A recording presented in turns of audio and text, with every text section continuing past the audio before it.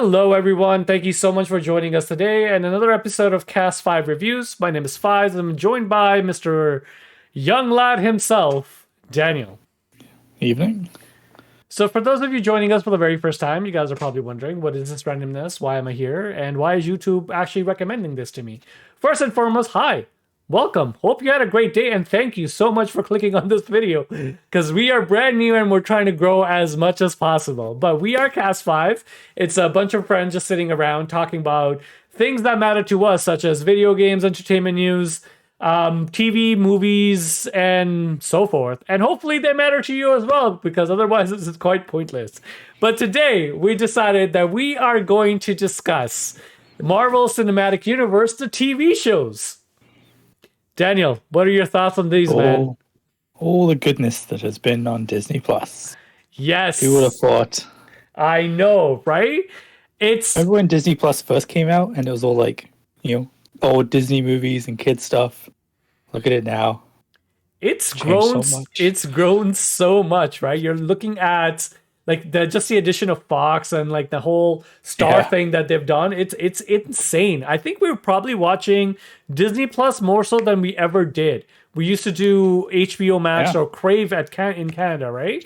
So we used to be watching that more, but what is going on, man? I think of all the streaming services now, I think Disney's the one I use the most. Mm-hmm. Netflix has kind of dropped off a lot, really. Yeah. The only thing I really use Netflix for is like The Office. Because, in Canada, we still have it, But everything else is all Disney. There's so much content on it now. It's just so grown. It is insane. Absolutely insane. And the price itself is actually not that bad either. Like, everything else is like quadruple. Everything else is shot up in price. But it's like Crave, I think recently we paid the yearly subscription. It was like 200 something. And I'm just like, why? Yeah. My Netflix is sitting at like $20 a month almost now. Yep, that sounds about right. Remember $8.99? I remember the $7.99 days when it was barely any shows whatsoever. Oh, we sound like such old people right now. Back in my day, the streaming services, but oh my god. Have you tried Paramount yet? No, I haven't really. We gave the free trial. We give it a shot. Just for like the South Park episodes that's recently like the movies that they've been recently doing. And after 7 days, I'm just like, I don't know if I want to keep this. There's not a lot of stuff that I really care much for, but let's see how long it takes for them to be absorbed by something else. Yeah. Before Disney buys them out, Oh, always. But yes, as the title of the screen, the title of the video probably states, the thumbnail, and what I've stated earlier in the beginning, we will be discussing and ranking the Disney Plus Marvel shows. And let's be real, I had zero expectations from any of these shows whatsoever. But because of the fact that there was a lot of they had a huge budget, man, and they brought back a lot of the characters and so forth, I was like, all right, maybe this is going to be something good. And oh dear God, WandaVision was such an amazing way to start. But before we dive into your thoughts, I just want to let our returning cast members know that Rohan was originally supposed to join us. He unfortunately was not able to because he had to stay back at work. But he did send me his rankings. So I do have that. And we've discussed in great detail a lot of the shows. So how do you want to tackle this, sir? I can talk about the shows, how they came out, when they were released. We can give our quick synopsis and so forth. And at the end of the day, we can just talk about what we liked, what disliked, and give our ranking. What do you think? Sounds like a plan. All right. So the first show, as mentioned before, WandaVision, released January 15th. So first thing actually almost a year ago, till 2021. Yeah, and it went all the way up to March 5th, 2021. I am pretty sure this was the only show, other than What If, that was like half an hour to 20 minutes kind of long episodes. Yeah, they were relatively short compared to the other shows, weren't they? So when you saw the trailer, what were your thoughts? Were you hyped? To be honest, I've never been a big Wanda person. like she's a good character, but it's not the one I focus on when I watch the movies, you know. So I wasn't really sure what to expect, and the trailer was very weird too. I mean, the show explained it all eventually, but the trailer, I was like, I don't know, I'll watch it, but like it didn't compared to the other shows that have been out, or like even just trailers in general. It didn't have that like that hit. It didn't go boom, this is amazing, I have to go see this. It was just very mellow, very low key, and I was like, okay, I'll try it. I don't know. Like you said, I had zero expectations going in. It was weird. It was absolutely It weird. was a weird trailer. Yeah, I like the fact that they were going through. They kind of showed different decades and stuff, so it kind of builds up a little bit of like anticipation. But for me going in, I had a little bit of hopes because I thought it's just a wacky little show. Maybe this is going to be like obviously it's a parody of a lot of TV shows like people have grown up with, but I was just intrigued with the fact to see how they're going to revive Vision. Like, what is going on with Vision, right? But watching I think the smart aspect that they did was to release the first 3 episodes back to back. It was the first 3, right? Yes. And the 4th one was the one that came out. It was all the first 2 and then the 3rd. I don't remember, but yeah, I remember. Now you mention it, there was a couple to get you hooked, and then once a week. Yeah, because the moment they talk about when she's like, she realizes that this is a pocket dimension that she created, and she's talking to Maximoff. That's when it kind of hits her that, hey, maybe this is off, something's off, and she's like, "What did you just say?" And then she's kind of like sees Vision all as a zombie, and it's kind of triggering it. So like that kind of stuff was cool. Like releasing a bunch of it back to back to kind of show us that, hey, we have faith in this product. We've spent money, we brought in the talent, so just give us a chance. Yeah. No, pretty cool. Any highlights of the show altogether? I think it was just a strong opener to begin with. Like we knew that a lot of these Marvel shows were coming up, so having something that was relatively good was a good move for Disney. Like I liked bringing in different characters from the Marvel universe as well as introducing like new villains and stuff like that. Like, and not necessarily the big characters, but all the side characters that, you know, everyone kind of gets like the comedic distractions. The Ant-Man guy with the magic trick in the very beginning. Yeah. Like, yeah, they did not have to pay attention that much to continuity, but they did. So that was a nice touch. Yeah. So just having like all those side characters come in and like seeing them in like a different perspective in the different movie, like the girl from Thor. Yeah, like she was in it, and you know, and she's like the comedic side bit of that movie, and having her in different shows and stuff. It was a nice throwback. It hooks people by introducing a new story, but at least giving you a little bit of kind of like Kate Dennings, Darcy Lewis. That's her name. Yes. But having that, I mean, nostalgia is a weird word to use because like the movies have only just come out. Like it's not like we're thinking of something 10 years ago, but like almost 10 years ago if you think about it, because that's true. We're looking with at the whole universe. Yeah, with the whole universe, because Thor came out in what, the late I think it's like 2009 or 2010, right? Let me search it as we discuss. So yeah, Dark World came out in 2013, and the first Thor, that movie, 2011. That was 10 years ago. Never mind. Yeah, I stand corrected. It was a good, strong opener for them, I found, and the storyline was amazing. I started watching it a little late I started watching it when the next show was already out. So I was like, okay, I need to go watch the first Marvel show before I start the new ones that are out. Right, because you started watching it right when Falcon and Winter Soldier came out. Not Captain Falcon. Falcon and Winter Soldier came out. I binge watched Wandavision and to get ready for like the next couple of episodes of Falcon, and I found like it was definitely a show where like I wanted to go straight to the next episode. I was like, there was like little hooks and little things right in the, like, you know, throughout the episode, and trying to guess like what the whole overall story is, and like jumping back and forth between her bubble and the outer world was like really good, and it hooked me. And I was like, okay, I need to watch the next episode. I need to watch the next episode. I need answers. The one thing I really appreciated that WandaVision does, and I'm sure like Riverdale and a couple of other shows have done it too in the past for Netflix, I just haven't really seen any of them, is the fact that it was not something that they just kind of just dropped and that's it. Like the conversation itself for 3 months, people were discussing WandaVision, what are the theories and so forth. I remember like going after watching everything, me and Angie sitting down and going through new Rockstar videos and just like, you know, like seeing, oh, this connects and this connects. Maybe this is going to be something different, right? And the whole the villain that they kept mentioning over and over again, he makes jokes out of it now.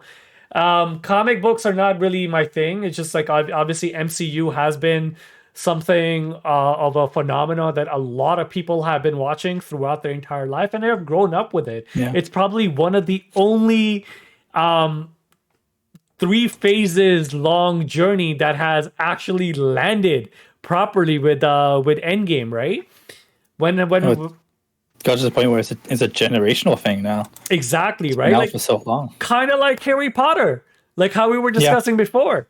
Right, so that reunion was too good too. But sticking to Disney Plus and WandaVision, the villain. Hold on, the villain that we were talking about. It's the devil. Do you remember what his name is? Oh, off the top of my head, Mephisto. So Mephisto is the one, I'm just researching as we're discussing this. So Mephisto was the one that a lot of people were thinking that might be behind a lot of stuff because of the fact that it's a very magic and dark magic and so forth. And at the end of the day, we find out that it was Agatha all along, right? So that song, and she did such a phenomenal job, man, playing Agnes Harkins. The names, man. The names I gotta. Ooh. That's what happens when you watch like 5 different shows in a row. Back to back. You don't remember all the details of the. You're just like, okay, we're gonna go through this. We're gonna do this and figure it out. Yes, Agatha Harkins.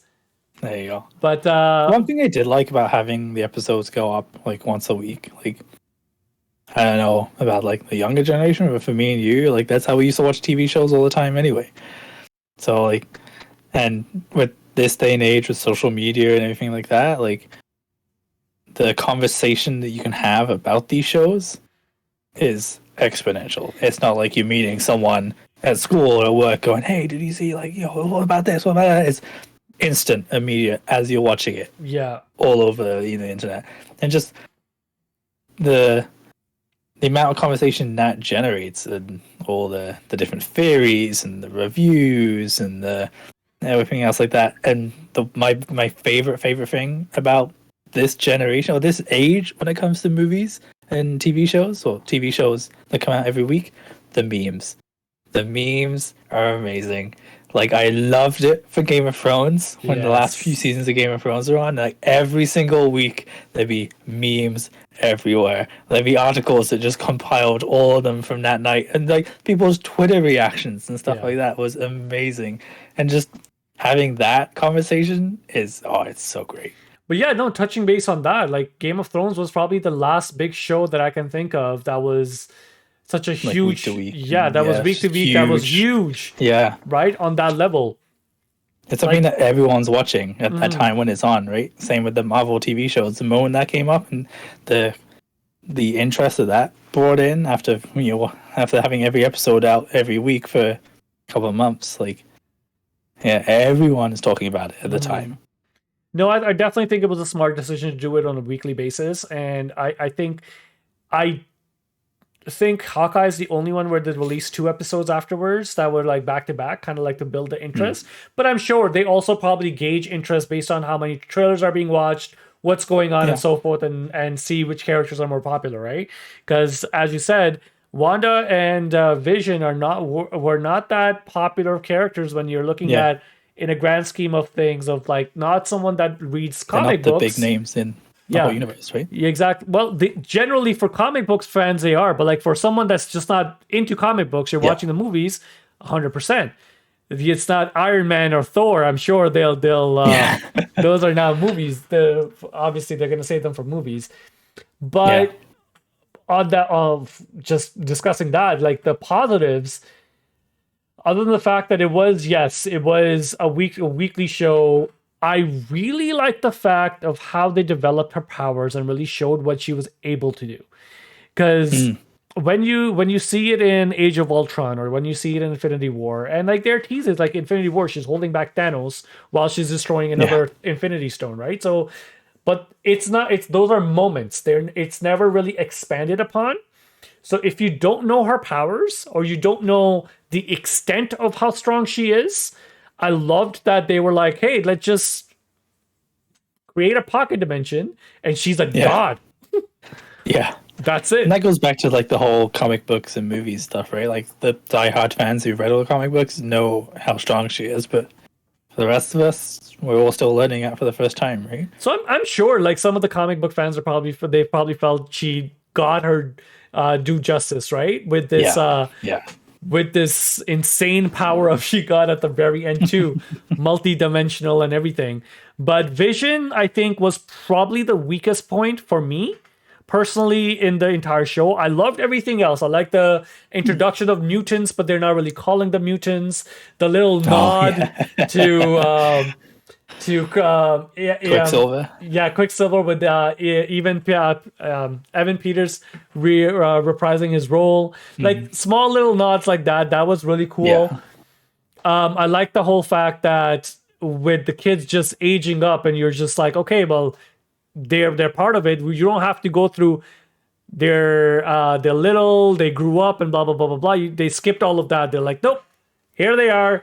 They were born. This is it. Time skip within the same episode. So those kind of things were really really cool. I want death to have consequences, and I think in the universe where we are right now, they have so many different ways of just bringing back characters now, where it makes, and especially with the introduction of multiverse, I really don't think that's ever going to happen. They can always just pick and choose how they want to talk about it.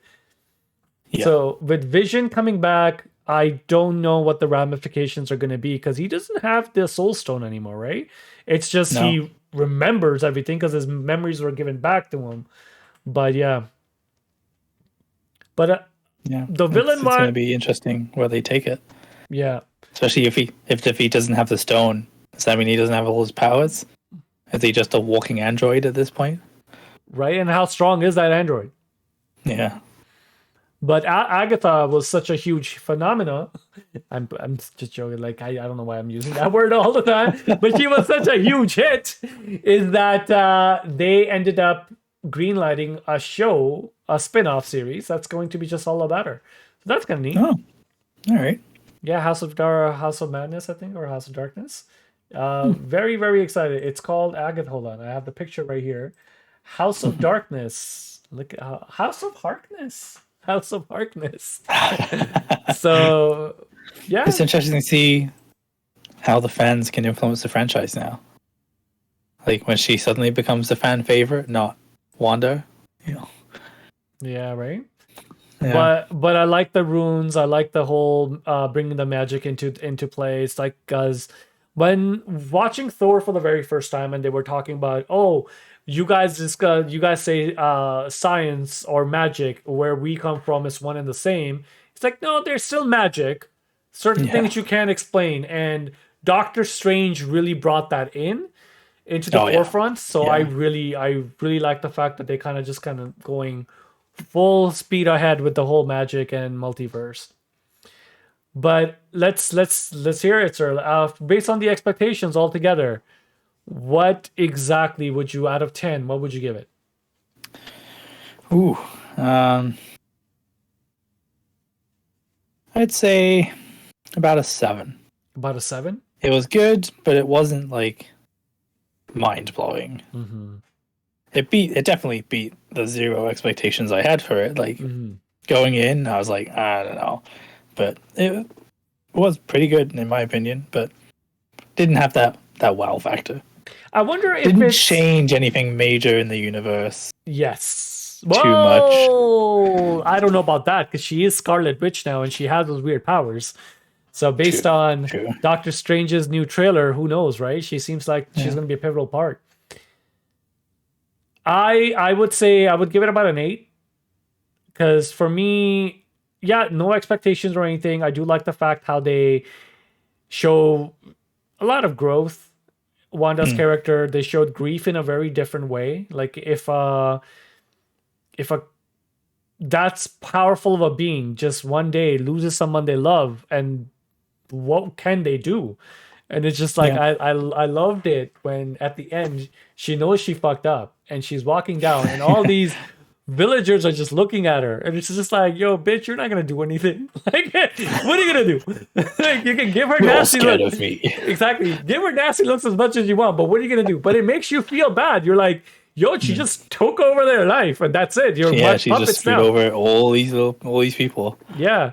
So I did like that fact that it kind of grounded it showed us from the aspect of what it would feel like if it was us regular Joes just dealing with some human being that has superpowers and just decided to like, nope, today you're not gonna go to work, you're gonna just be stuck in this dimension and work for me for life because I am sad.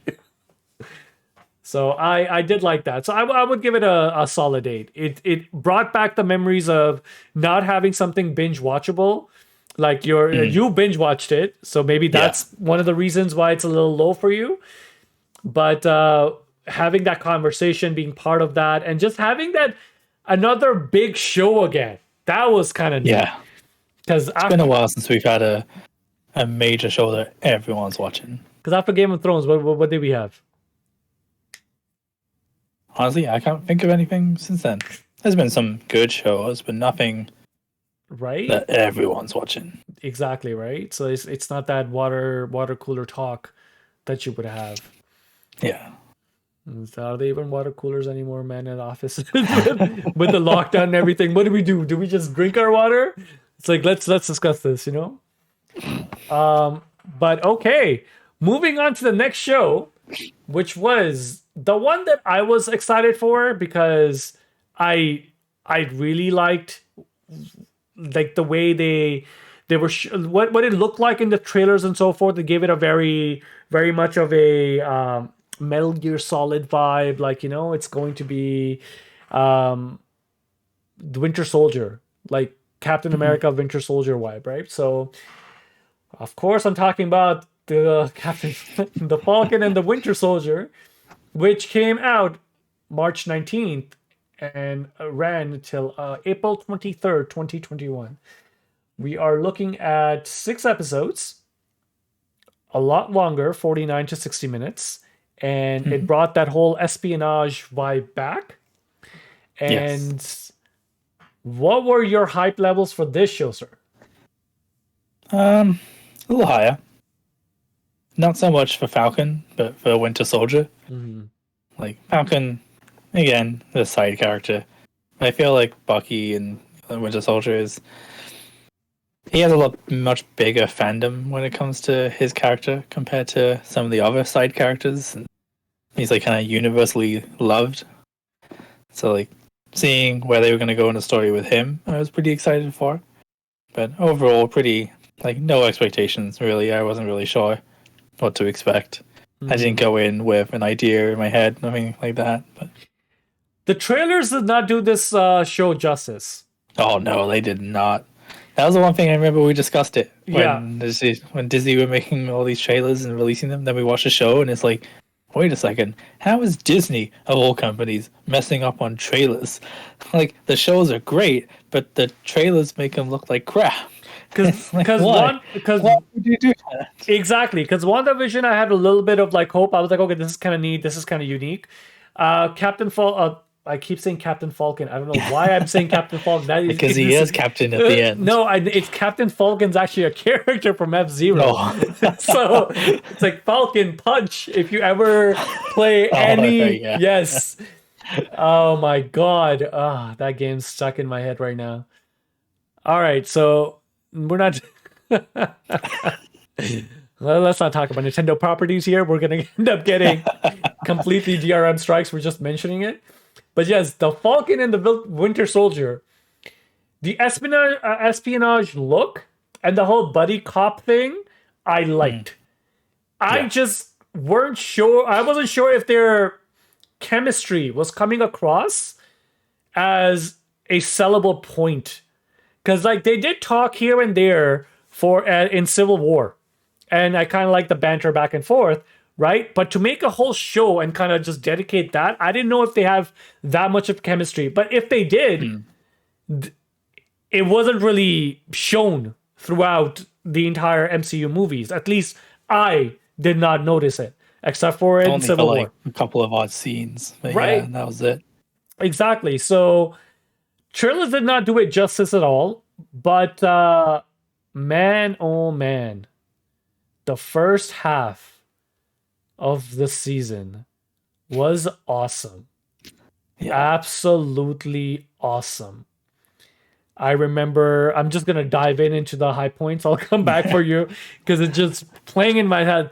The scene where the blip, they undo the blip and they show it from the aspect of a healthcare worker. That hit home because I was like, what if, you are in the hospital and you're taking care of all these people and just people start showing up. At the same time, you hear the fight with Thanos happening and people are screaming. They're confused, disheveled, don't understand what's happening. And it was great being on the ground front and showing, oh no, remember Blip? Remember how beautiful that moment was in Endgame with life coming back and you hear a bird and you just get fucking missiled and nuked, right? But forget that. But remember the bird and the beautiful, serene It was picture. so like, not chaos.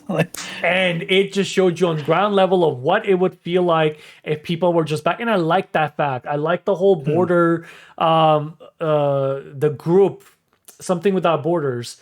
When they were discussing, I'm thinking nurses with borders. It's this pandemic is getting to me, man. Working throughout a pandemic so far and just dealing with like healthcare, it's like, yes, you understand.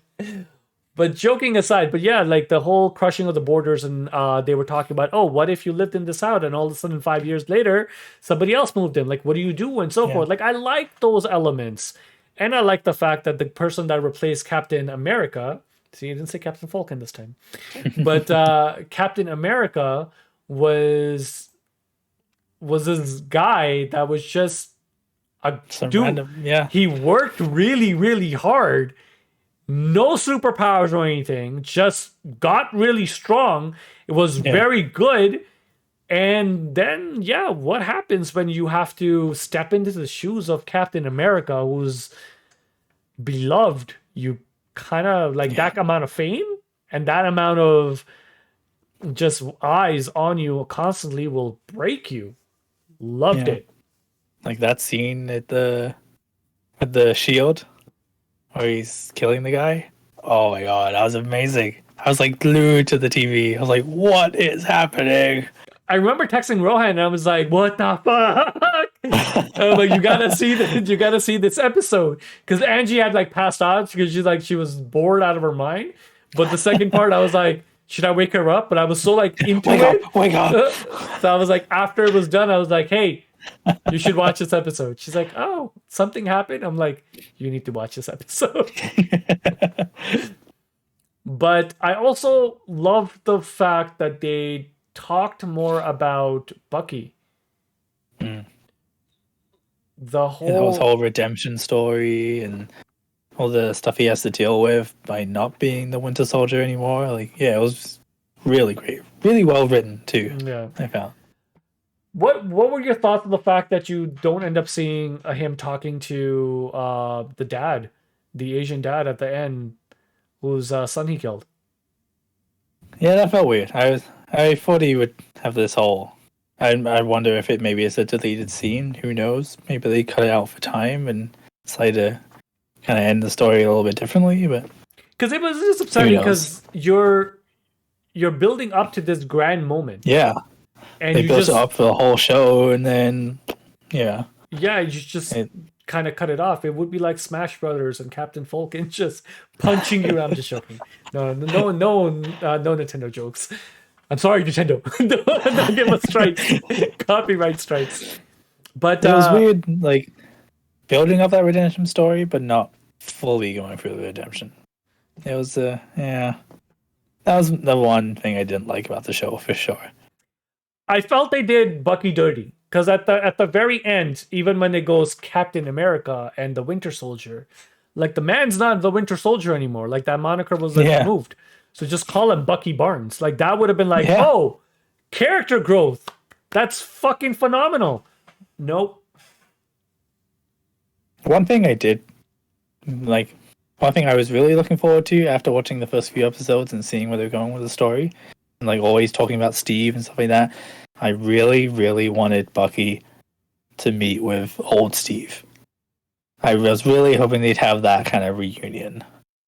Like some sort of conversation and so forth. Yeah. Just kind of getting some sort of closure, because even in Endgame, it didn't feel like he got closure. It was more he's passing the mantle, and it was understood. But I mean, the Avengers he just left the shield and went bye-bye, and I was like, okay, well, like he's your best friend. Like, what's going on? That's it. Like, you guys not keep in contact? You go for dinner on Sundays, go for drinks every now and again. Like, no, he's not even mentioned at all. They're like, oh yeah, Steve was this, Steve was that. And it's like, but I'm assuming he's still alive in this world. He's still there, just old. Like, that's the point. Come on. Bucky Barnes was such a huge, prominent part of Civil War. He's the reason why the Avengers broke up. Yeah. Right? And then he kind of got sidelined. Like, what about his closure with Steve? Like, he mentioned multiple times, like, Steve knew better. That's why he gave the shield to you when he was upset. Why Falcon was just like, not taking the shield, not taking the mantle, and kind of passing it on because he didn't feel like he earned it. He wanted to earn it. And then the whole racial undertones and everything, those things, okay. The parts when he goes back and he's talking to that guy who was also part of the whole serum process, right? Super Soldier. And he's talking to him and they were mentioning how they were just kind of written off and stuff. Love that element. Love the whole the racial undertones that they were talking about, their relationship with cops and so forth. Like touching on stories that matter and that are relevant now and bringing that in, I really, really liked it. Except for his speech at the very end. Yeah. I think it was the way they did it. Yeah. Like talking to, like a senator, original... I guess. Oh, yeah. Like on the bridge. Like you're saying, like the first scene with the older guy, the original test subject and everything else like that, and him talking about the societal problems. Really, really tastefully done. Yes. The end scene, it just felt like it was shoving it down your throat. It at least on my end, they could have done it in a better way or a more. I don't know what I mean. Maybe it was the length of it. I'm not sure where exactly, because it felt like you were kind of talking about the same point. Like for example, the terrorist girl, right? Yeah, she's a terrorist. She blew up buildings, killed people, and everything. Yeah. So we need to sympathize with her because they're lost. They're trying to figure out where they belong in this world because the whole border prospect and everything. I get that. I understand that. You did not show that. And I know because of the reshots and so forth, there's certain things that are missed. But you can see like she's this character that's like, hey, she's not a bad character. She's a great character. But what do you mean she just blew up a building and killed a bunch of people? How am I supposed to sympathize with her? It seems like they were trying to keep her in a gray area for a while until they kind of do some kind of character development for you to have or character redemption to finally like her. Well, everyone like it was a good character, but like feel sorry for her. You know what I mean? But it feels like they skipped that whole bit, or they cut out that whole bit, and they just went straight from gray to black and white, or gray to color. And it was like, okay, she was in a gray area for a while, but we need that development to then feel sorry for her. You know what I mean? Like they kind of just skimmed that and jumped to the end. No, I without agree. having that bit. What did you think of Sharon Carter being the power broker? Like, I mean, that was kind of, you kind of I saw didn't like that. I kind of saw this coming, like, from God knows, like, you could kind of guess, like, every time something's happening, she happens to be there. So it's like, okay, Yeah. all right, so she's the power broker. There are all these weapons and stuff. Like, she's turned. God knows what she had to do in the past 5 years to survive and so forth. I get that. But there is some story that's missing over here. But Yeah, that wasn't explained either. Like, she goes from being this noble person in the Captain America movies to suddenly being some corrupt. I'm sure they'll touch base on it in other series and stuff. Like John Walker, like that's him, the guy that was the new Captain America, or now is playing as U.S. agent, right? Him. Really liked his portrayal, really liked the fact that everything that he was going through, especially when his best friend died and everything, and those conversations happening, would you do it? Would you not?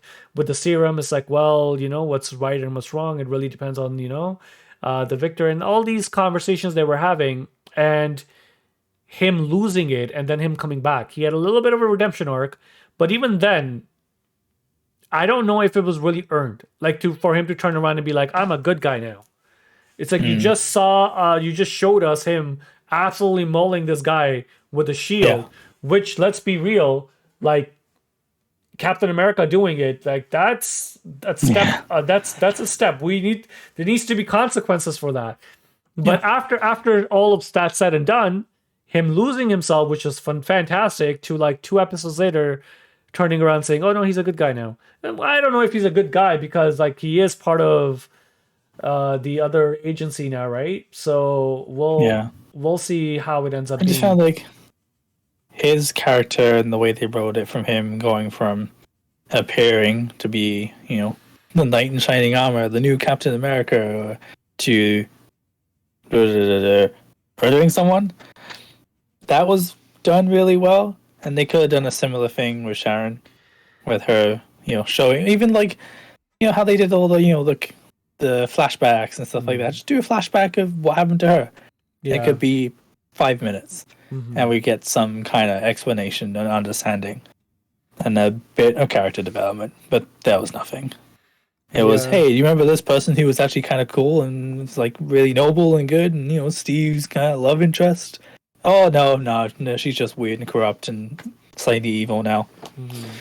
I was like, oh, okay.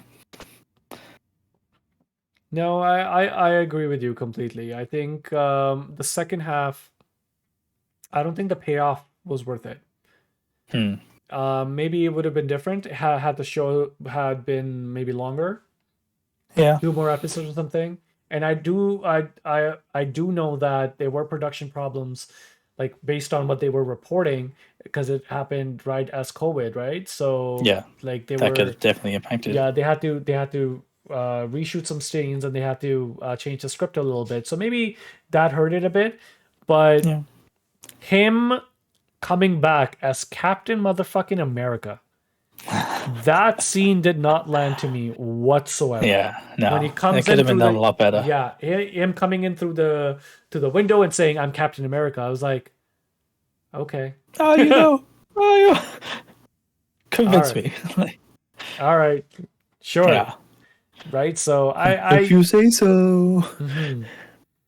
I know there's a lot of good in there. And maybe it'll be different if you sit down and rewatch it. But watching it week by week, I don't know if it came across as. But I do think that There was a lot of potential, man. I was very hyped for the first for through the first half, and I found with something like that that ended like with impacted by COVID, it was I kind of just like looking back. It was the early days of COVID when no one really knew how to deal with it. These yeah. days, there are now film productions and TV productions going on because they've learned how to Rules, deal with COVID. regulations, You know, yeah. all the PPE and Mm, keeping safe, all the health and safety policies and stuff like that. Like in my old job, we had so many film and TV productions going on at the same time because they had to use the event space or something, right? mm, So seeing all the steps they take to have their own bubble and just having all these actors in and all the mm. crew, like it was like boom, boom, Yeah, boom, one testing show on a after regular another. basis and everything. This Yeah, PCR test too. No, but I hear you. the very beginning of the pandemic was all kind of new, and they maybe just kind of scrambled to wrap up the show as quickly as possible. And Mm, who knows what it would have been like if COVID didn't happen? But yeah. yeah, Here we are. So out of 10, sir. WandaVision got a 7. yes, this is What gonna get about a 6. a It wasn't 6? as good as Wanda. Okay. There was some good bits for sure, but Mm, overall, it didn't land for me. at all, right? No. Yeah, I would give it about a strong, solid Captain. No. Falcon Punch. I would give it a strong 7. Okay. I think the highs of the first 3 episodes were really, really high.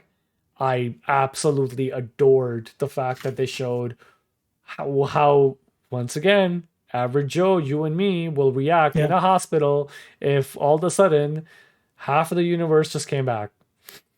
If you haven't clued in already, if I say healthcare workers. Yeah, no, So. people know. I'm sure people know by now. Okay, moving on. The next show was the one that I was least excited for. Did not care whatsoever. Loki, June 9th, 2021. And 6 episodes. The last episode was released on July 14th, 2021. I absolutely loved this show, except for one episode, which is episode number 3, I think, Lamentus. Yes, the one where they're Yes. stuck on the planet. Yes, I think episode 3 is the only one where, no, maybe episode 4. Not Lamentus. I think the Nexus event, right?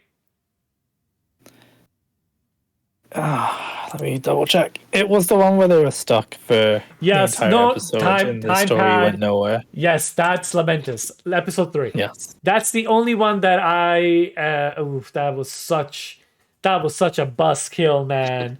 But I absolutely love this series, and for multiple reasons. Like the 3 main reasons is, first of all, I was Loki's a character. Like he's cool. He wasn't the strongest villain. Like, let's be real. He died like 8 times.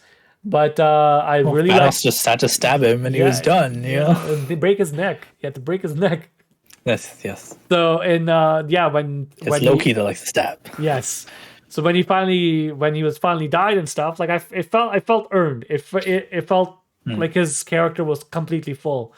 Came full circle. And then going out and just doing whatever he was gonna do, just doing Loki things. I was like, okay, sure, whatever. Don't really care, but it seems like a one-off. But I liked the trailer. I really liked the trailer. This was the one that I was like, okay, I'm kind of sort of interested, and especially the fact that Owen Wilson was in it. So I'm like, okay, I have a little bit of interest. Let's see how it is. And oh my god, the first 2 episodes, amazing. Absolutely amazing. Second reason why I was very interested in the show, the high hopes, is the fact that there are massive ramifications throughout the entire universe now. And third, the big baddie that they introduced that's supposed to be on Thanos level, right? Kang the Conqueror. So talk to me about this show, sir, because before we started the show, before we started this channel, we used to practice how our streaming looked, how our just the templates and stuff looked by reviewing Loki episodes.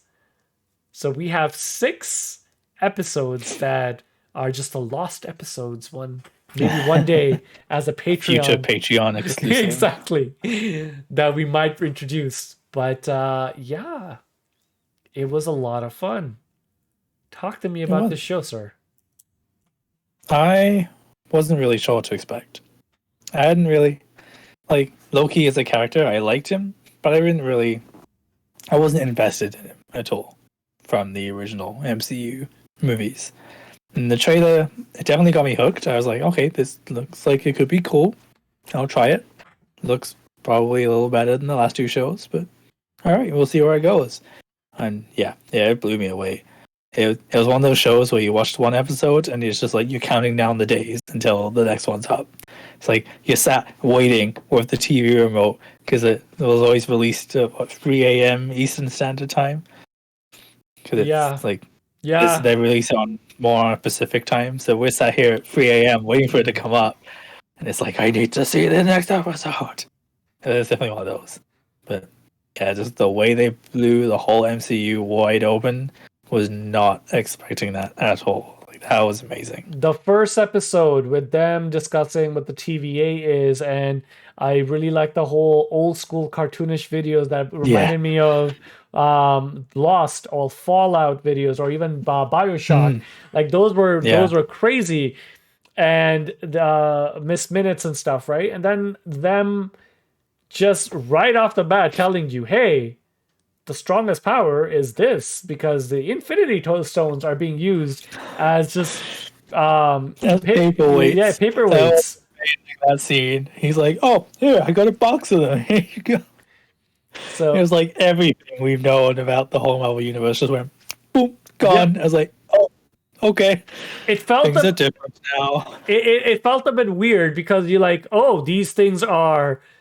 For 12 almost 12 years we've been trying Thanos been trying to get them, and that was like the end game, and the movie's called the end game.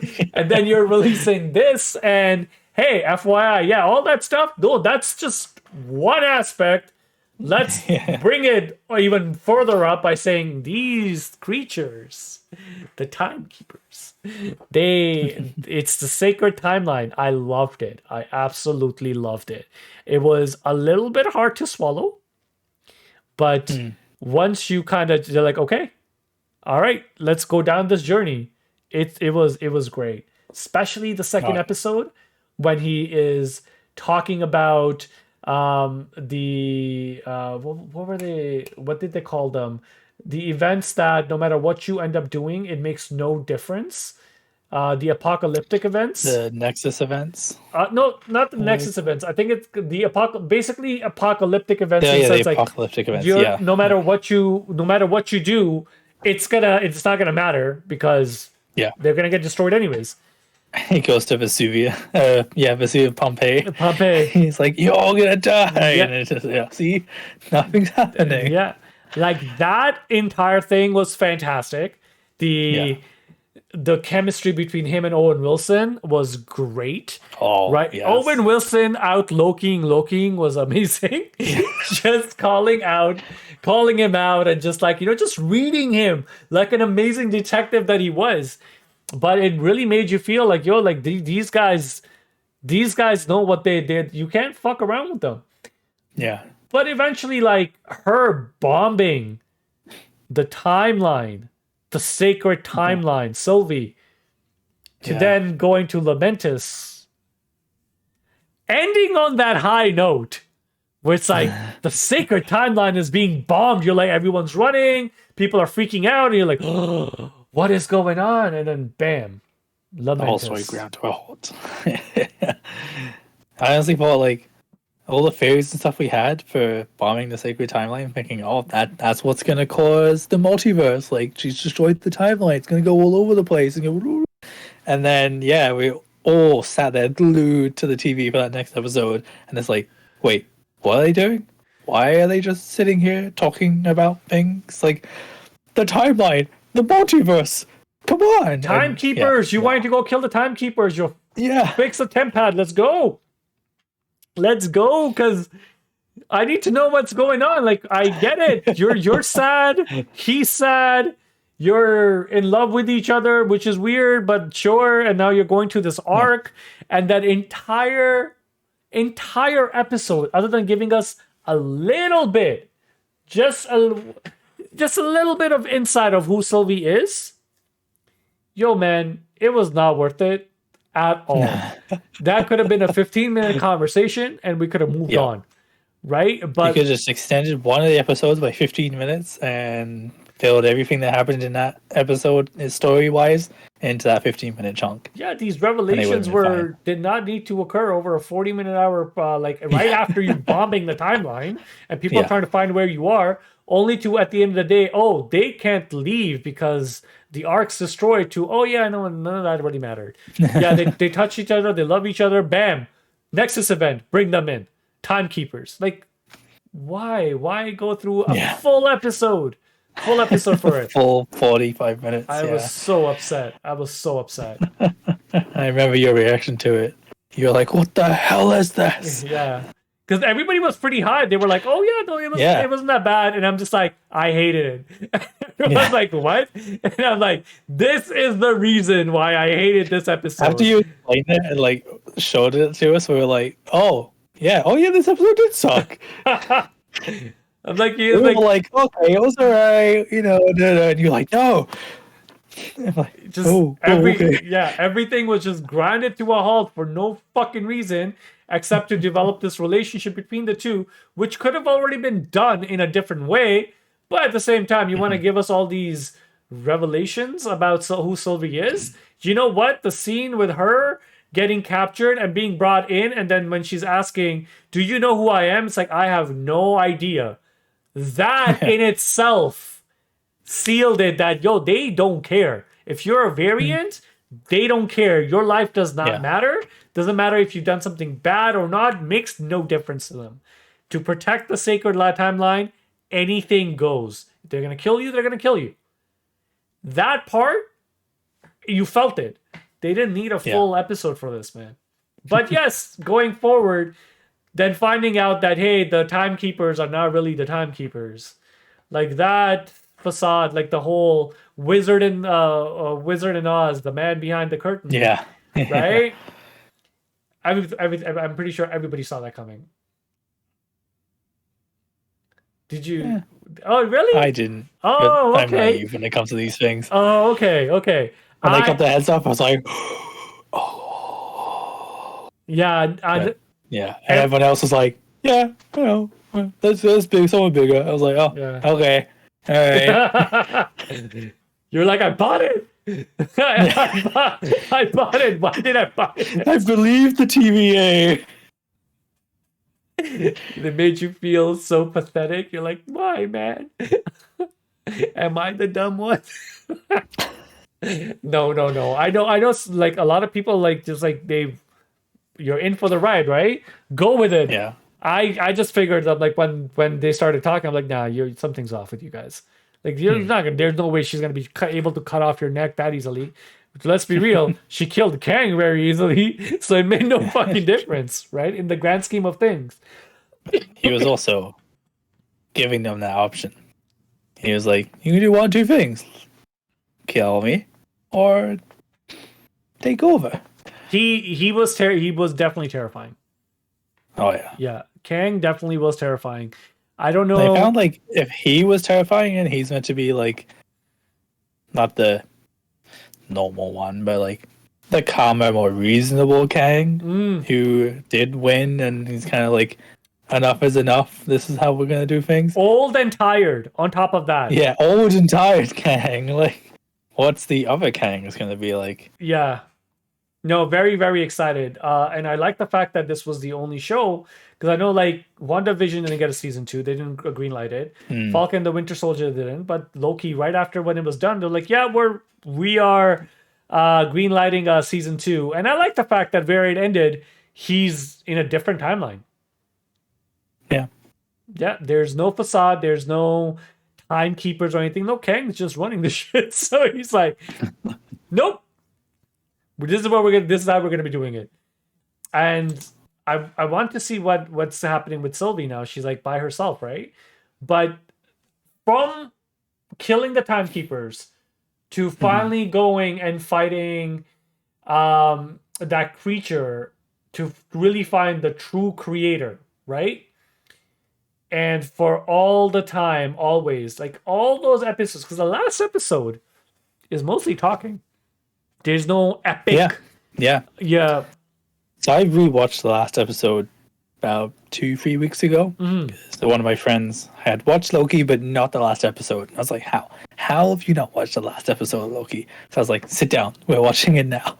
Yeah. And I realized I was like, oh yeah, it's all talking. It's all just story development, but so well done. Yeah. Because it does, like, I did not think it felt long. I think it was well deserved. I got a lot of the questions that I wanted. They were all answered. I like the fact that Elias in the 5th episode was supposed to be this like weird creature that he finally kind of finessed Kang, and he was able to control and send these things. And the reason why he was so scared of 2 Lokis is because, guess what? They were able to stop him. So he was still this really, really terrifying force, but behind Elias was this other guy that was just controlling time for years. So you brought up the whole renewing for the 2nd season. So I quickly just looked up the viewership for Loki, and so I found an article from Samba TV who reviewed the different watch figures for those Marvel TV shows up to Loki. So this article came out about a week after the last episode was out. And the last episode, the season finale for Loki, was viewed 1.9 million times in the US, surpassing the finales for WandaVision, which was 1.4, and Falcon and Winter Soldier was 1.7. Wow. See? That's just in the first week after that episode was out in the US. That's crazy. That's absolutely crazy. That's amazing though. And well deserved. Let's be real. Well deserved. It was definitely it was the high point of these shows so far. Yes. And it made me absolutely adore Loki. And for somehow they were able to just take this Loki that was hell-bent on just running Earth as an emperor to... They broke all the barriers down. It's like, oh yeah, remember the Loki that you remember at the end of Endgame?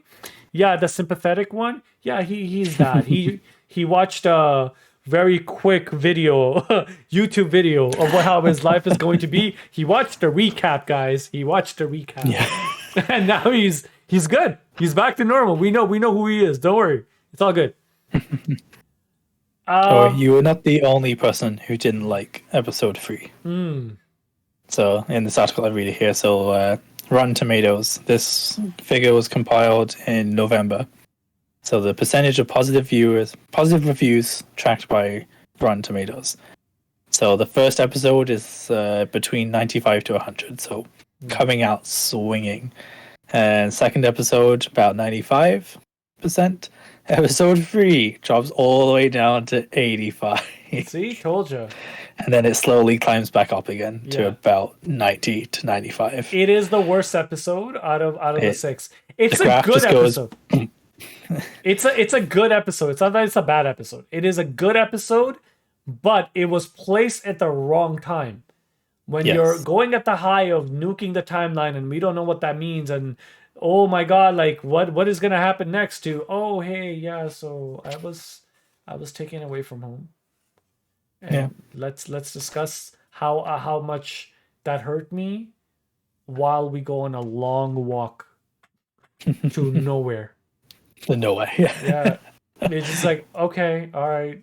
Like, oh, all right. I found what I liked about Loki though was it kept twisting and turning. Yes. Compared to WandaVision and Falcon, like WandaVision a little bit, but it was more of it was keeping you guessing to what the overall story was.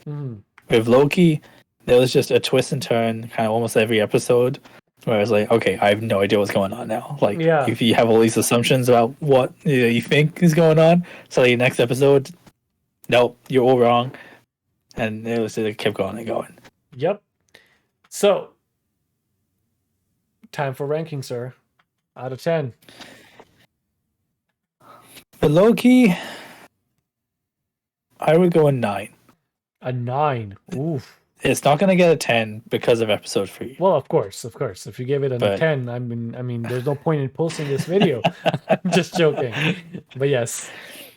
Like, looking back at it now, like, definitely one of my favorite TV shows in the last couple of years. Yeah. Like, absolutely amazing and beyond anything I expected for a TV show and for the MCU as a whole. Yeah, I had zero expectations, and the fact that it set up the next big bad is crazy. Yeah.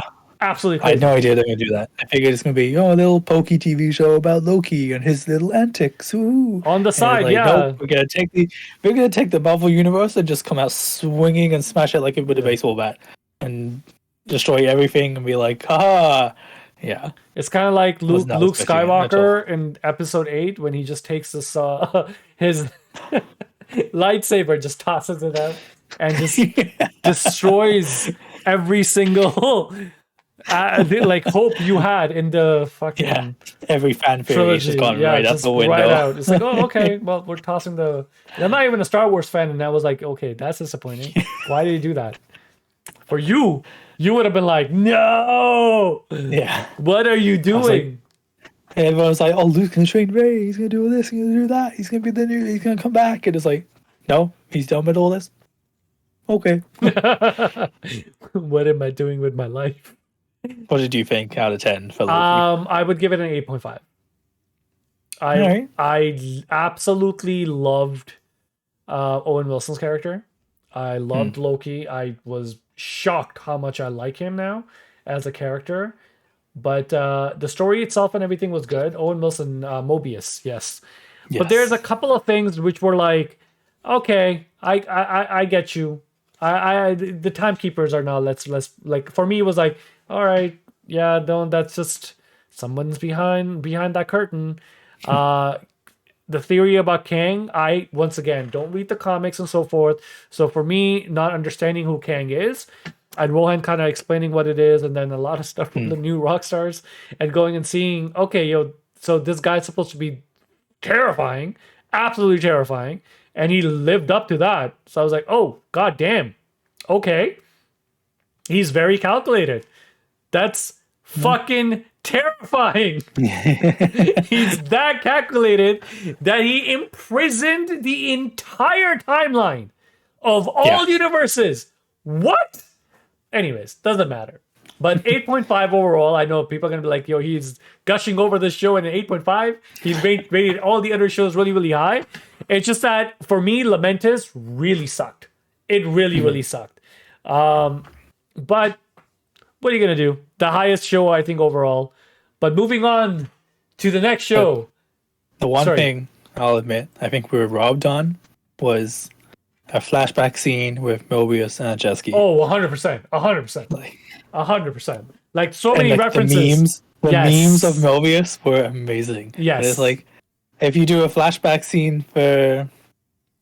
blanking on the name again, but where they find out she's a school teacher, and they're like, oh no. I was like, can we not have one for Mobius? Just like, show him living his life in the 90s, rolling around on a jet ski, like, even just like an end credit scene. That would have been great. But... I completely agree with you. Especially with all the properties like Disney owns right now. Like, come on, man, just like just give some sort of like, reference. Like, we'll be happy. But moving on to What If, released August 11th. And it ran for, I believe, 9 episodes. Yep, 9 episodes. Yes. All the way till October 6, 2021. I will let you talk first because you just finished it. Yes. And then I'll give you my thoughts.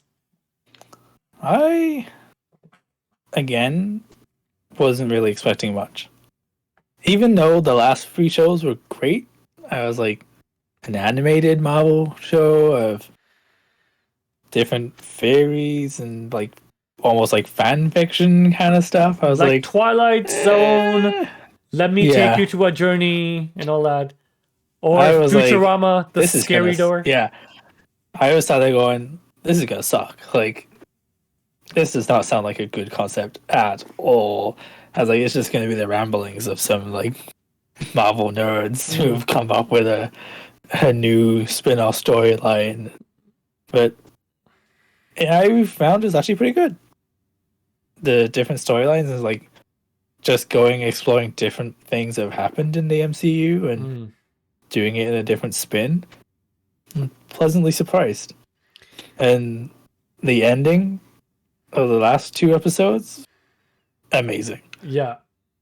See, seeing Guardians of the Multiverse, Yes. was not expecting that. Yes. I almost texted you. I was watching it, Yeah. but yeah, it was great seeing all that. And I do disagree about bringing Killmonger back. Like, he's clearly a bad guy. Why would you bring him back? There's plenty of other Marvel characters you could have used, and I'm sure it would have been fine. It's like, no, we're gonna bring Killmonger back because he's gonna take the stones. It's He like, what? is such a good character, though. Like, Michael B. Jordan's killing it. Absolutely killing it. But yes, I agree. I did not watch. I watched the series late. I watched it. I think I finished it after Hawkeye because I had watched up to Doctor Strange's episode, and I was like, which is I think episode 5, and I had stopped after that. But watching the series, like I had hope. I had more hope than you did. I thought this would be kind of neat. I really thought it would be like, oh, it's just amazing. It's like Animatrix.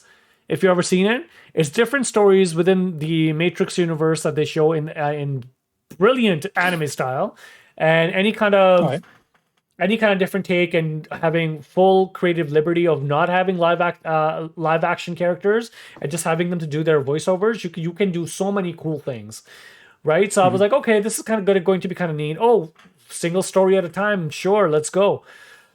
But the first episode with Agent Carter, and how much they kind of ripped off Wonder Woman, down to certain scenes in the very end when she's fighting the tentacle monster, and she does this leap with a sword and a shield, and I'm like, yo, this is straight from Wonder Woman. There's a lot of different elements, but I'm just like, okay, well, she got this, she got the serum. She doesn't really have any, like, she's not a fighter that goes out into the army and like front lines and so forth, but she is just serum kicking ass. Now, once again, it's a 30-minute, 20-minute show, so there's a lot of suspension of disbelief, but I didn't buy her. I liked the idea. I really liked the idea, and oh my god, man, she kills it. Like, voice acting and everything, the quips and everything, it's great. I love it. It's just I did not buy it, or it would have been better not that being the first episode, maybe the second episode to kind of like give you an idea of you kind of know what the series is, but like, let's see. Yeah. Because actually maybe not even the having second, like a 45-minute episode instead of a 30-minute episode, just to maybe give us some more development. Maybe because even the second episode, it's T'Challa being Star-Lord. That with him talk no jutsu. If you don't know what talk no jutsu is, it's since you don't know, this anime named Naruto. Every time he needs to beat up this terrible guy, right, that's done like genocide and so forth, he'll beat him, and then he won't kill him. He'll talk him into being a good person. So it's a jutsu, meaning like the ninja tricks, right? So it's like talk no jutsu comes from there. So when me and Theo and everybody are talking about it, that's what we mean. But yes, he basically like talked on jutsu, but Thanos from his lifelong goal, that was kind of weird. But it's like, okay, sure, like let's go with that. And then killing of all the mightiest heroes, I don't like it didn't really, I wasn't really buying the Captain Carter thing. I thought the character was good, but I wasn't liking it was basically just a replacement with tentacle monsters at the very end. Like, it just felt weird. But then to T'Challa, which is like completely different, and it's like me talking about, oh, creative freedom, blah blah blah. Like, this is great. You can do whatever you want, and they did do whatever they wanted. And I'm like, I don't know if I'm ready for this. Right? So it kind of like, I liked the episode. I really liked the episode, but maybe that would have been better as a first episode. I don't know. The Agent Carter one, it was semi-plausible in a way. Like, yeah, this could have happened. Whereas the Star-Lord one, it was very like left field. It's like, you know what, we're gonna really shake things up. And that's the Where thing. The like, first episode is more of a, what happens if we do is just a slight little change in the MCU. So maybe that makes sense why they did why they really released that as the first one, and then just kind of like, okay, now you will buy it. Let's just go with now everything. We got your attention. We're gonna go this way. Left side completely, right? From that to going to like all the mightiest heroes dying, that was okay. To Doctor Strange, which I really liked. I really liked that episode. There's a lot of heart in it, which is kind of funny because he loses his heart, and all the stuff that he does over and over again, and this monster that he becomes. To zombies, which was a lot of fun. Oh yeah, that was a really good episode. That was really good episode.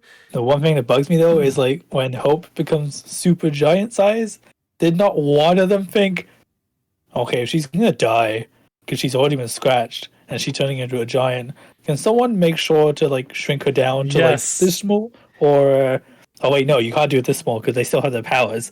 So you'd be screwed if she was this small. But like maybe just go back to normal size human, or someone shoot her in the head so she doesn't come up again. And it's like, nah, they were just gonna forget about that. Yes.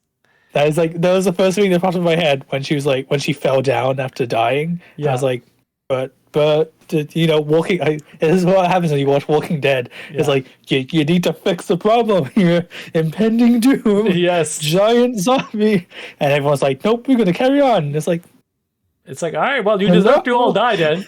You're definitely gonna die because this is a plot point and major plot point. But I love the idea that at first they had a couple of tropes that were like, come on, like Black Panther's leg being cut off, and he was just Vision was just feeding Wanda Maximoff, Scarlet Witch. I was like, this is like Walking Dead, like straight up. So I was like, okay. And even like the art style is from like the Telltale games, Walking Dead episode 2. Yeah, it's exactly like looked alike. So I'm like, okay, sure, whatever. But I love the fact that Thanos comes at the very end, where it's like, oh, you thought things are gonna be better. Like, oh yeah. Just because they brought, when I watched that bit of his final showing up, it was like, oh yeah, remember what happened at the beginning of the episode? It was Hulk coming to the world to tell them he's coming. Yeah, and I just you completely forget about that, and then when Final shows up, it's like, oh yeah, that's the reason why he said it in the first place. And then Killmonger rescues Tony Stark was a really good episode. I really liked it. Once again, like Tony's Tony. And Killmonger just is oof. Love his character, man. To Thor, that was a lot of a fun episode. I really liked it. That was really good. Yeah. And from here on out, with the introduction of Ultron and then Watcher breaking his oath, loved it. Mm-hmm. The one scene where I was just like, this is kind of crazy, is when Thanos shows up and Ultron in an instant just kills him. Yeah. Cuts him in half. Just done. Like, he's like, what is this? Boom. Like, he realized right off the bat, he's like, oh, there's a problem. I'm gonna kill him right off the bat. Even though he had all the Infinity Stones, he had one. Nope, made no difference. Ultron just split second. Thanos didn't even get a chance to react. I was like, oh shit. So it kind of like Terminator, like threat identified, done. Yeah, so it kind of like gave Ultron I kind of gave it a second look, because in Age of Ultron I was just like, oh, you're just like multiplying, bro. Who cares about your theory? The same old I'm going to save mankind by killing it trope that they use all the time. Yeah. Right? So I was like, oh, Any okay. AI story. Like, Yeah, I was like, okay, yeah, sure, I get it. Right? Even though the trailers are amazing, no strings on me. Come Hmm. on, man. Like made it so dark, and to then, yeah, he gets the android body, and he has a soul stone. Yeah, chances are he'll win because Vision was so godly. So imagine him having all of that, and then yeah, Thanos is not Thanos nothing, and him wearing the taking all the not wearing the gauntlet, but taking all the The Infinity stones. Stones Yeah. with his new getup and everything, and he makes himself into a white knight. Great, loved it. I thought that was really well done, down to a point where yeah, breaks he did it. He saved that universe to now hearing Yeah. the Watcher and then Mm. saying, hey, there's a lot of other universes that I need to save. Loved it. Absolutely loved it. Guardians of the Multiverse and all that, loved it. I think the fact that I wasn't expecting much to then getting all of this, and yeah, once like Agent Romanoff, Natasha Romanoff's character, Black Widow, like how much heart she had. She was the only surviving soul member left, and Yeah. just looking to kill Ultron. Her relationship with Agent Carter, like you buy all of that then, right? Yeah. So yeah, that show I would say yes, solid. Oof, probably yeah, 8.8. I would say 8, a solid 8 on my end. Right. Yeah, I'd go for an 8 as well. Like, I had zero expectations. Honestly, I thought it was going to be basically a MCU fan fiction kind of show, like some odd storylines that no one really cares about, and I enjoyed pretty much all the episodes, and definitely found it was a lot more enjoyable than I thought. Yeah, me too. And the episode is short too, so if in case you don't like something, you kind Yeah. of go around. And I like the fact that them introducing. This is hilarious. I just realized we're doing all this. We never mentioned that we're going to be diving into spoilers. But yes, an hour and 17 minutes in, spoilers. Spoiler. Yes, we'll name it in the description and so forth. But yeah, the evil Doctor Strange, and he's in the trailer for the next Yeah. Doctor Strange movie. Because when Theo was asking, he's like, "Oh, is it even canon?" I'm like, "Yeah, it's It is canon. now. It is Yeah. canon." So As of September, it's Yeah. canon. no, I really enjoyed this show. I do still think that it takes a little bit of time for it to warm up, Yeah. but having no 'Cause I watched expectations. the first 2 episodes as they came out, and then I was just watching another TV show at the time, and it didn't hook me like I thought it was like. It wasn't like Loki, where it's like I have to watch this. It was oh, these are kind of short things. They're pretty On the good, side, but yeah. yeah, it was definitely like a side TV show. It wasn't something like okay, I have to not like Loki or Wandavision. It Yeah, I was more of do. like a short kind of watch whenever you want kind of thing. Not a Yeah, I do think like the first 3 episodes are probably not as strong. Second one being like really left field, but people really like it. But I think fourth is really where it truly starts to shine, because that is the Doctor Strange yes, episode, and yeah, it's a dark story. It's a very dark story. It's a very I do think that it was done really well. Like he had all these powers. Why not? If you thought about it I'm multiple excited times. to see the evil Doctor Strange in Multiverse of Madness. real life, but Yeah. an MCU level CGI Mm-hmm. instead of animation. That'd be pretty good. All right, and last but not least, not because of the fact that we didn't enjoy the show, I just don't think it's a very strong show. Hawkeye. What did you think, sir? Christmas time, the trailer kind of sold it. Yeah. I was really feeling it because last year when PlayStation 5 came out and we had Miles Morales, it just scratched that Christmas itch. That game has done so well. And then I was like, oh, this year we have a TV show. We can sit down and we can watch. It's Christmas themed and stuff. Does it matter? Not really. It is. Does what it scratch is. your Christmas itch this time? Not at all. Not at all. But yeah, talk to me about it. I actually played Miles Morales this Christmas because I hadn't played it yet. So that scratched my Christmas itch for sure. Hawkeye, I didn't really bother with until like this week. So I was like, okay, I gotta finish watching all these TV shows, and I hadn't watched Hawkeye yet. And I feel like I would have enjoyed it better if I watched it at Christmas. This is the first year like I wasn't working on Christmas, and I was definitely more into the Christmas spirit this year than I was the last couple of years. You know, I decorated the apartment, and I was listening to Christmas music on the drive to work all the time. I was very festive this year. So I feel like watching a show like that would have, at Christmas, I think I would have enjoyed it a lot better. Watching it now after Christmas in January, and it was like Christmas music, I was like, I'm Christmased out. Yeah. And it's like, there's no snow anymore. Now it's just cold. It's January. The Christmas spirit is gone.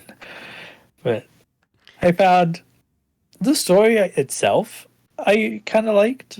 Like, seeing Hawkeye as a person, an individual, rather than an Avenger was really interesting.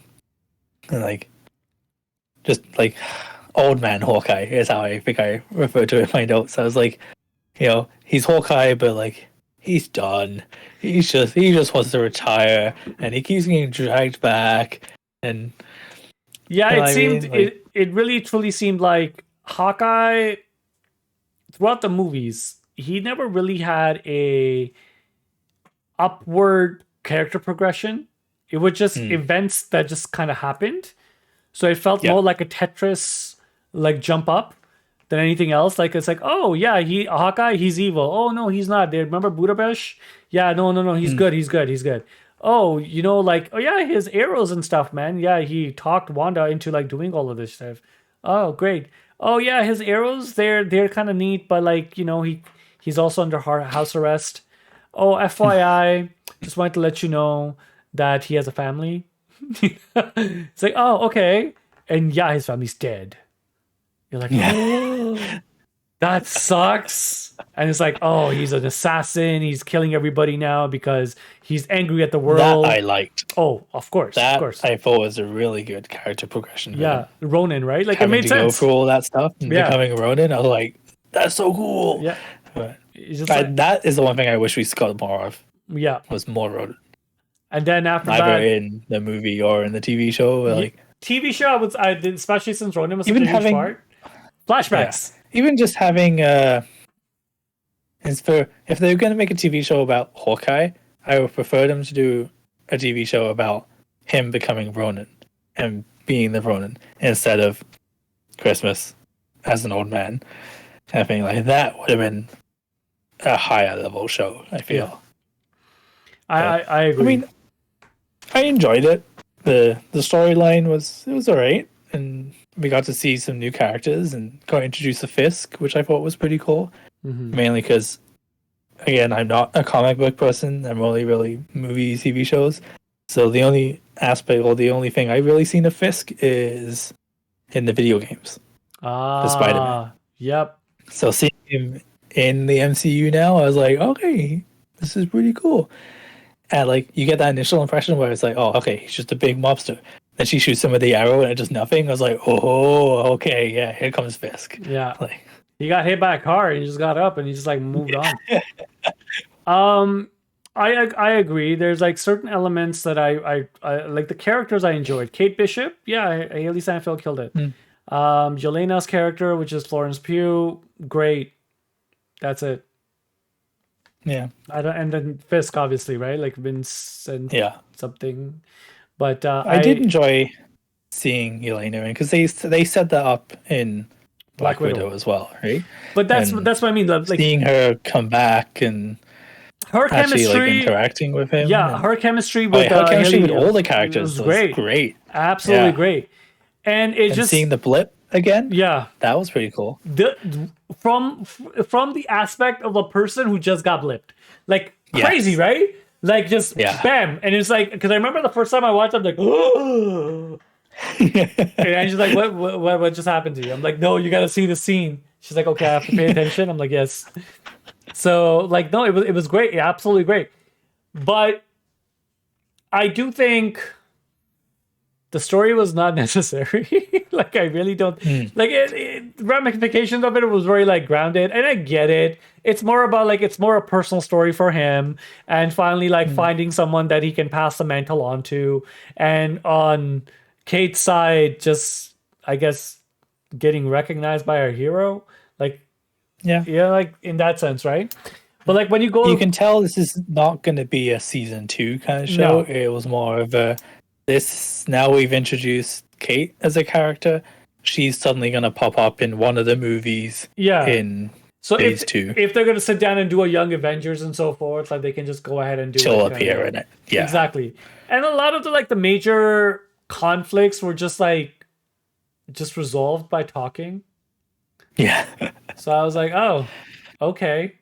It's like, oh, you killed my dad. Well, I was paid for it, but you don't want to go down that path. I was there, blah blah blah blah blah. It's like, okay, you killed my sister. Next episode has resolved. Yeah. I killed my sister. You killed my sister. Yeah, but she sacrificed herself and blah blah blah blah blah. You look deep in your heart and you know I'm telling the truth.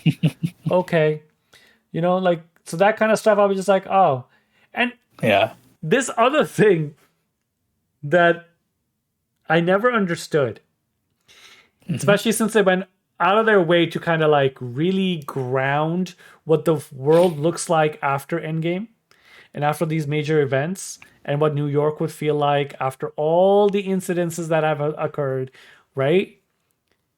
There's not one cop. Not one.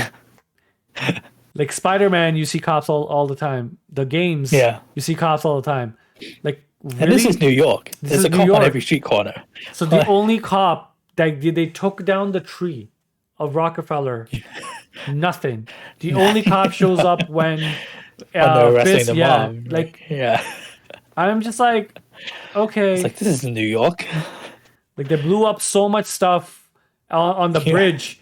And it really felt like it was like, oh, this is Bad Boys all over again, Like, how Bad Boys 2 and 3, they're like, we can't just go around blowing shit up. And they were very self-aware of what they were doing. In this case, they're just like, oh, yeah, suspension of disbelief. Don't worry about it. But she got in trouble when she accidentally blew up the bell. So, like, I'm just like, okay. Like, I like the story. It's not that I don't like the story. I like the fact that they put a nice little bow on Ronan's character arc. Like that's done. It's whatever. Kate Bishop, her. But Hawkeye as a character, I was like, bro, you felt like a second rate, and this sucks. I'm sorry to everyone that's out there that love Hawkeye. It's not that I don't like Hawkeye. It's just like he always felt like a second tier Avenger, and his show made it feel like he's a second tier Avenger. Like there's a second tier of his own character. Right. So like it just he was capable. He was very capable, but he was not as like it didn't seem like he was as capable as a Black Widow. Like even though he beat Yelena at the end, but I'm like I didn't get that vibe. Like I wasn't buying it. I was very aware of the fact that he is getting old. Yeah. Yeah. But like when you look at Logan, who also did the whole old superhero storyline, Old Man Logan, like you I know.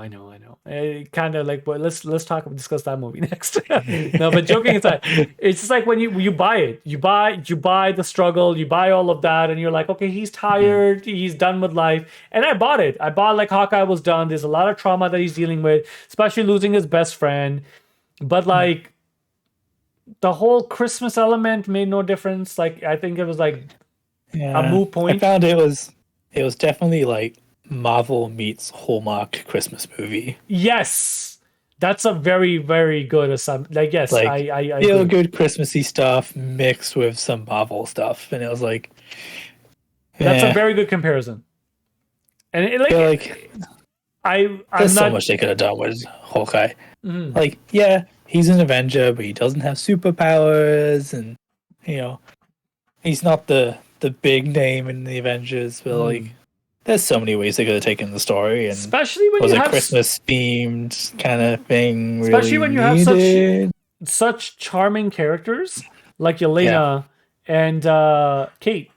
So I was like, Yeah. they felt like they were carrying the show. Mhm. But in terms of ranking, sir, I'll go first. Okay. It's a solid 6 out of 10. It's my least favorite. I would definitely go with 6. I don't think it was high as a 7. I still enjoyed it, but for me, it was pretty much on par with Falcon. It was enjoyable, but nothing great overall. So based on your ranking, like I think your ranking is almost the same as mine. But like for me, it would be number 1 is Loki, Yes. WandaVision, What If, Falcon and the Winter Soldier, and then Hawkeye. Okay. All right. What about you? For me, I would go Loki is number 1. WandaVision number 2. What If number 3. Falcon 4. Hawkeye 5. Yep, thought so. Now here's the fun little element of discussion when we talk about Rohan's, and he would have been a great addition, but unfortunately he's not here. WandaVision is his first one. What If his second favorite, Loki third. That's surprising. That is very surprising. I definitely thought it would have been number 2, but Loki third, Falcon and the Winter Soldier fourth, and Hawkeye fifth. So, well, Loki third. I know. I'm super shocked. But looking over to the future, there's a few shows that are coming out this year as well, and I just wanted to see which show out of them are you kind of excited for. We have She-Hulk, Moon Knight, Secret Invasion, and the Guardians of the Galaxy, the Guardians of the Galaxy Holiday Special, and Miss Marvel. Okay, out of all those shows, I could probably pinpoint 2 of them as what I kind of think they're going to be about. She-Hulk is going to be about She-Hulk, and Guardians of the Galaxy about Guardians of the Galaxy. No idea what the other ones are. So Miss Marvel is a character that they're introducing. It's a Pakistani young girl. I'm kind of really excited because I'm Pakistani myself. So representation, So very excited about that. Yeah, her powers are.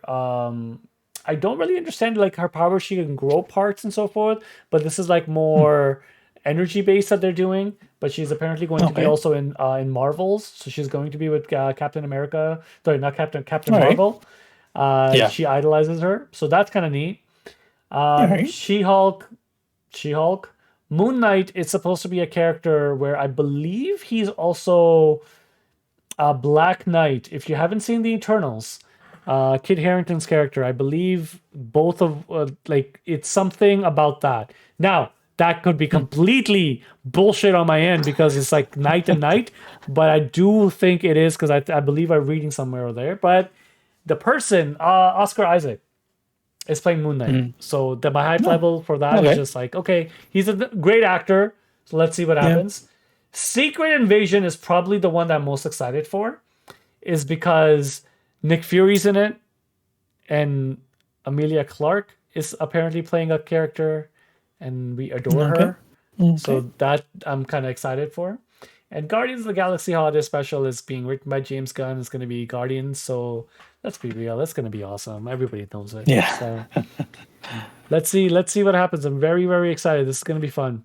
It's looking like they're putting some money into it. Did you have Armor Wars, I Am Groot, and Ironheart? That's supposed to be something else, but they're not. They're still part of Phase 4, but they're not coming out next year. They're more pushed towards 2023. And next year, just the movies themselves, like we're looking at Doctor Strange, Multiverse of Madness, Thor, Love and Thunder, which is going to be awesome. So excited for that. Black Panther 2 and Captain Marvel's, the Marvels, right? So and let's see. Like, I was really amazed at what Taika Waititi did with the last Fallen movie, and then I found out he got another chance of making another. Well, not another chance. And he has another opportunity to make an even better movie. I was like, oh yes. I wonder if he's gonna get carte blanche to do whatever the hell he wants to do, right? Because for the third movie, like everybody loves it, and the word that of the day that I was using all the time, it was such a phenomenon. But he's just a great director. He is awesome, man. Like some of his other stuff is amazing. Was Jojo Rabbit? And some of his comedy stuff he did in New Zealand, really funny. You've seen Jojo Rabbit, right? Yeah. Such a good movie. Such a good movie, man. He did I think it was a TV show back in New Zealand. They had a movie, and the movie is what's it called? What We Do in the Shadows. Mm-hmm. He plays a vampire. Yes, and he lives with two other vampires. It's so funny. Excellent. But yeah, I really enjoyed the floor, and I'm like, okay, if he has a lot of creative, what do you call freedom? it, like liberties or freedom, it's gonna be great. Liberties and freedom. Okay. Captain America. Captain Falcon. Smash Brothers. Here we go. But that is it for us. Thank you so much for anyone that stuck around for an hour and 36-minute long conversation, which was well worth it. I hope you guys had tons of fun. We definitely had tons of fun shooting it and actually discussing, because we never really sat down and talked about all the shows back to back like that, or even while the shows were going on, we would talk about it here and there, but it's always a good conversation. The only one we talked about was Loki. We didn't really discuss any of the other ones beforehand. But yes, if you like, please be sure to like, comment, share, and subscribe to our channel. Comment down below. Let us know your rankings for the MCU TV shows. Which show did you like? Am I an idiot? Is Loki episode 3 amazing? Please comment down below. Let me know. I will definitely read the comment. We're also available on Patreon. If you get a chance, please, if you'd like to support us. We have 3 different tiers. Go ahead and join. Maybe one day we'll release the Loki episodes as a Patreon reward so you guys can see it. But other than that, we are available on podcast services, on Spotify, on Apple Podcasts. So if you are listening to us, please give us a 5-star review. Let us know what you think, how we can improve. It always helps us out. We are quite new starting this out, so anything will definitely help us out here. But did I miss anything else? I think that's pretty much it from us. Yeah. Excellent. So with that said, as always, sending you all nothing but good vibes from your friends at Cast 5. Have a good night. Ciao. See you guys.